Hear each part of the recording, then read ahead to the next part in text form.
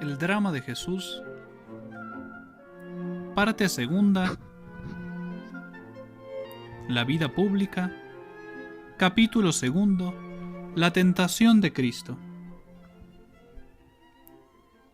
Ni bien Jesús había sido bautizado, cuando el Espíritu de Dios lo impulsó con gran vehemencia al desierto para ser tentado por el diablo. El Verbo divino, al hacerse hombre, había aceptado todas las condiciones, todas las miserias, todas las humillaciones de nuestra naturaleza caída. Por eso dice San Pablo que fue tentado como los hombres. Y va más lejos cuando no duda en decir que fue necesario que Jesús fuese hecho en todo semejante a sus hermanos, porque por haber padecido y haber sido tentado, es poderoso para ayudar a los que son tentados. La escena que vamos a describir y otros episodios de la vida del Divino Maestro demostrarán que al menos podía ser incitado al mal y tentado a faltar a su deber, digámoslo así, por ocultarse momentáneamente su divinidad y permitir que la naturaleza humana fuese sometida a duras pruebas. Tocante a este punto, la dolorosa escena de Getsemaní derrama clarísima luz sobre la tentación del desierto. El suceso ocurrió en el desierto. Desde las orillas del Jordán, Jesús, conducido por el Espíritu Santo, atravesó el espacio de unos 8 kilómetros. En la región más elevada del desierto, allí se detuvo en el lugar que hoy lleva el nombre de Monte de la Cuaresma. Es una región de hórrido aspecto, cubierta de peladas rocas y desgarrada toda ella por profundas torrenteras. Las laderas de la montaña están llenas de grutas naturales que durante muchos años fueron habitadas por piadosos ermitaños deseosos de imitar el misterio de la Cuaresma del Salvador. Jesús, dice San Marcos, moraba con las fieras. Aún en nuestros días abundan por aquellos parajes enteramente deshabitados los chacales, las zorras, las hienas, las águilas, los buitres y otros animales rapaces. 40 días y 40 noches pasó Jesús en aquel hórrido desierto sin tomar alimento alguno. Por espacio de este largo período, vivió casi únicamente del alma, sumido por entero en Dios, rogando por los que había venido a salvar, contemplando de antemano las diferentes fases de su próximo ministerio. Pero de repente, a los 40 días, al reasumir la naturaleza imperiosamente sus derechos, se le hizo sentir el aguijón del hambre. Este momento, propicio para la tentación, por estar entonces debilitado el ser humano, fue el que aprovechó Satanás para tender a Jesús el primer lazo. El Evangelio nos muestra al príncipe de los demonios acercándose de manera insidiosa, como las serpientes, pero muy probablemente debajo de forma humana.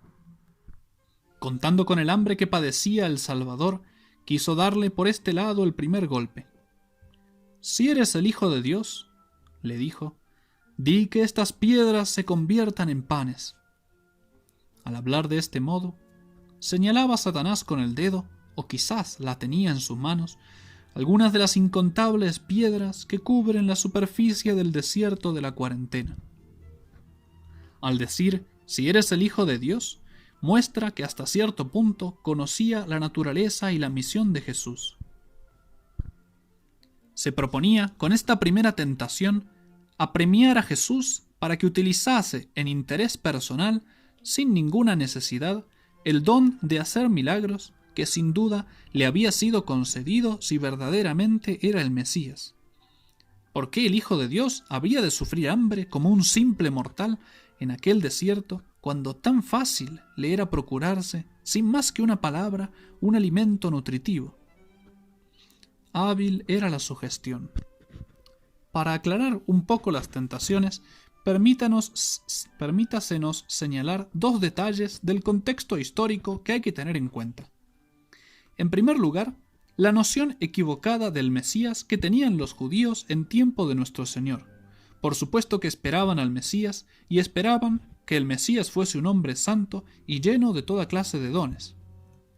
Debía poseer el don de hacer milagros, debía manifestarse en Israel como rey, y ya empezaron a pensar como conquistador, bajo cuyo reinado el pueblo judío dominaría el mundo entero a fuerza de guerras.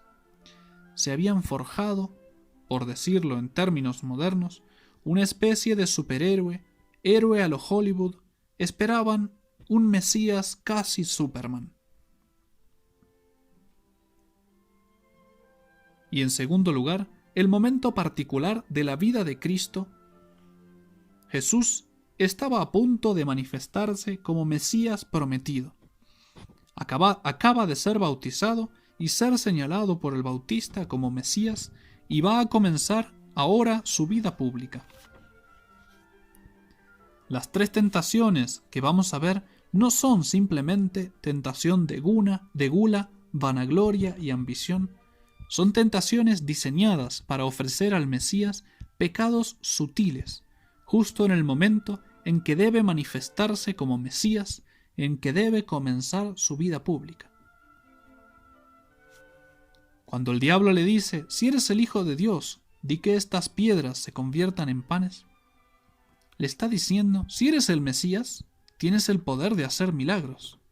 Y si quieres manifestarte como debes, deberías empezar a hacerlos. Ya está, ya hicimos ayuno de 40 días, está muy bien. Ahora necesitas comer. Tu dignidad de Mesías no debería permitirte seguir pasando hambre. Notemos que no es gula, porque Cristo tenía necesidad de comer. Y su primer milagro será además convertir agua en vino, y 2 veces multiplicará los panes. El demonio lo tienta a un milagro egoísta, porque Cristo siempre hará los milagros en provecho y beneficio de los demás.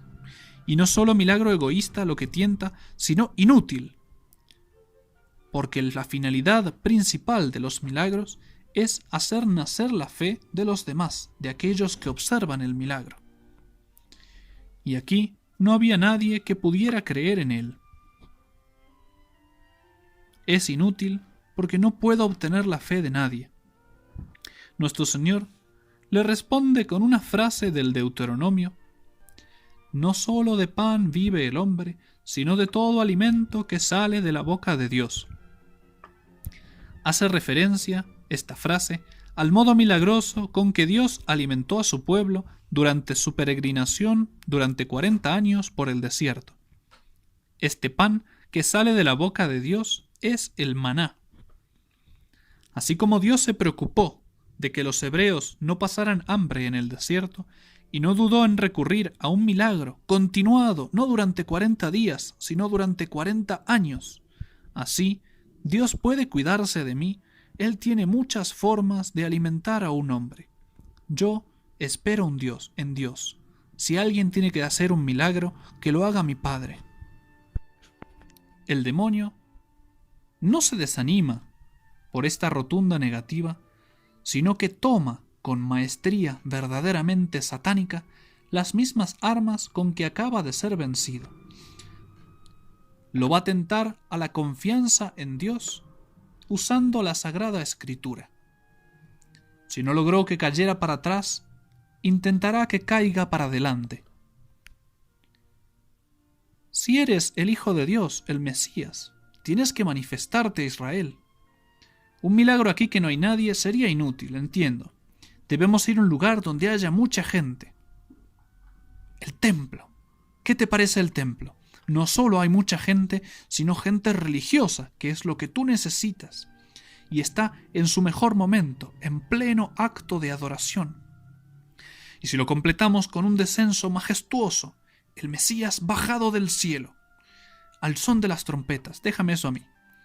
Desciende desde aquí, confía en Dios, porque está escrito que enviará a sus ángeles delante de ti, no sea que tropiece tu pie con alguna piedra. Toma el Salmo 90 de la Escritura para tentarlo. Tienes que manifestarte. haz esto y todos creerán en ti. Hollywood no lo podría proponer mejor. Sutilmente lo empuja a tentar a Dios, porque una cosa es esperar que la providencia cuide de nosotros cuando estamos en peligro y necesidades, y otra cosa muy distinta es ponerse voluntariamente en peligro aprovechándose de la providencia de Dios, forzando la providencia de Dios. Eso se llama tentar a Dios. Con cierta ironía, responde Cristo: no tentarás al Señor tu Dios. Me imagino que interiormente Cristo se reiría. Espero en Dios, pero espero con prudencia. Ayúdate y Dios te ayudará, dice el dicho. No voy a ponerme solo en peligro. El demonio intenta entonces con todo lo que tiene. Busca encandilar. Trasladó a Jesús a un monte muy alto y le mostró todos los reinos del mundo y su gloria. Satanás, por arte de magia, por una especie de fantasmagoría y de espejismo, hizo pasar ante los ojos e imaginación de nuestro Señor, en grandioso y admirable panorama, las bellezas de la naturaleza y del arte, las ciudades con sus palacios, los ejércitos y las turbas, las riquezas materiales, en una palabra, todo lo que constituye la gloria exterior de nuestra tierra. Esta visión no duró más que un instante. Creyendo Satanás haber deslumbrado a Cristo con este espectáculo grandioso, y mientras todavía brillaban ante los ojos de nuestro Señor todos los reinos del mundo, le dijo: te daré todo este poder y la gloria de estos reinos, porque a mí se me ha entregado y a quien quiero se lo doy. Por tanto, si postrado me adorares, tuyos serán todos. El demonio usa aquí un lenguaje atrevido y soberbio, y falso en gran parte, pues no posee tal autoridad sobre todo el mundo, ni puede entregar los reinos a quien bien le plazca. Mas tampoco es enteramente mentirosa su afirmación, porque el mismo Dios le permite el ejercicio de cierto poder en los negocios de los hombres, y los hombres se entregan con harta frecuencia a su funesta dirección. El mismo Jesús le llama en este sentido algunas veces príncipe de este mundo, y San Pablo llega a darle el nombre de Dios de este siglo. Hay pues una mezcla de mentira y de verdad en la imprudente propuesta que aquí hace a Jesús. ¿Con qué arte encarece el valor de los bienes cuyo pleno e inmediato goce ofrece al Salvador? Pero esta vez Satanás se ha quitado la máscara. Adórame, adórame. Tal es, en toda su desnudez, la horrible propuesta que se atreve a hacer al Cristo. Adórame, Satanás le dice a Dios. En las almas ordinarias, la vista de los bienes terrenos excita al punto el deseo de poseerlos y de gozarlos. Confiaba el demonio hacer germinar semejante codicia en el corazón de Jesús, tanto más fácilmente cuanto el Mesías estaba predestinado a ejercer una realeza universal. Tienes que reinar como Mesías sobre el mundo entero. Yo te puedo dar ese reinado. Simplemente tienes que doblar una rodilla. Grosero fue su error. Hubo de percatarse rápidamente cuando oyó de labios del Salvador esta orden pronunciada con desdeñosa energía: «Vete de aquí, Satanás», con que Cristo lo expulsaba vergonzosamente. Porque escrito está: «Adorarás al Señor tu Dios y a Él solo servirás». Cristo lo pronuncia como una orden contra el demonio y como un juramento de fidelidad a su Padre Celestial, único Dios vivo, fuera del cual nadie tiene derecho a la adoración. Y así, el demonio, vencido en todos sus intentos, se vio constreñido a huir vergonzosamente. Había consumado toda tentación. Sin embargo, solo se fue por algún tiempo, pues Satanás no renunciaba definitivamente a la lucha, sino que intentaría volver a la carga. Y volvió, cuando menos indirectamente, tentándole por medio de sus instrumentos, los escribas y los fariseos, los saduceos, las mismas turbas con su falso ideal mesiánico, y el traidor Judas, hasta el mismísimo Pedro, se convirtió un día en tentador de su maestro. Pero sobre todo se renovará la prueba de la tentación en el huerto de Getsemaní en los últimos días de la vida de Jesús. Satanás lo había tentado en el desierto con los placeres, la satisfacción de los sentidos y el atractivo de la gloria. Al final de su vida lo tentará con el miedo a los tormentos y a la muerte.